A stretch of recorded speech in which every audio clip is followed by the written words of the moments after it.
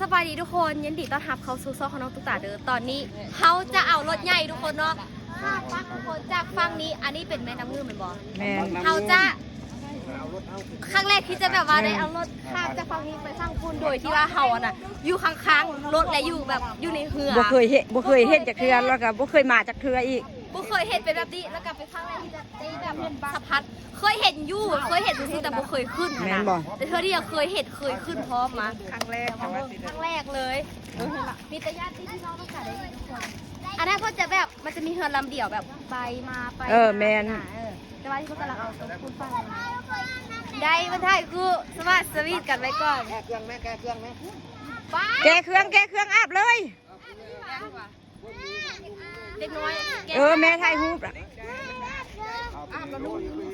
อาบไว้ได โอ้มันเอาเครื่องยากด้วยลูกพ่อครับ เพราะ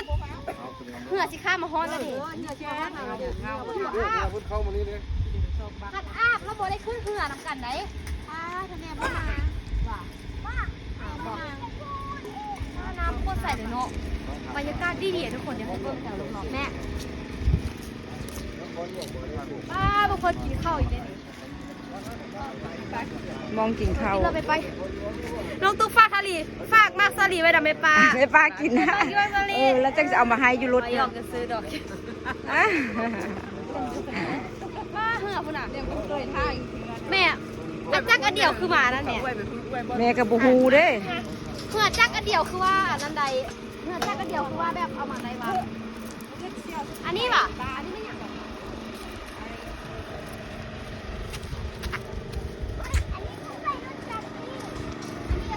เอาใส่เครื่องของคามที่บ่อนี่นะ แม่น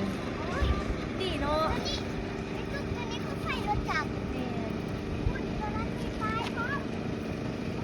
เบสจำต้องให้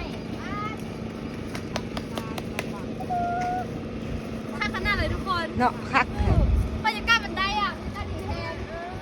แล้วก็ย่างอยู่ที่เสือเลยนะอุ้ยขึ้นมาที่พอละแล้วลูกก็ลุยลงหันแล้วบังเลิกๆก็นางอะไรทุกคน บักเข้ากำลังเอารถค้ามมาทางนี้เนาะ ไม่เหมือนขนาดเลยทุกคน เดี๋ยวมาท่าเบิ้งตอนที่เขาเสียรถค้างเดี๋ยวมันจะเป็นยังไงทุกคนเนาะ ไปเดี๋ยวเขาท่าเบิ้งด้วยกันเด้อ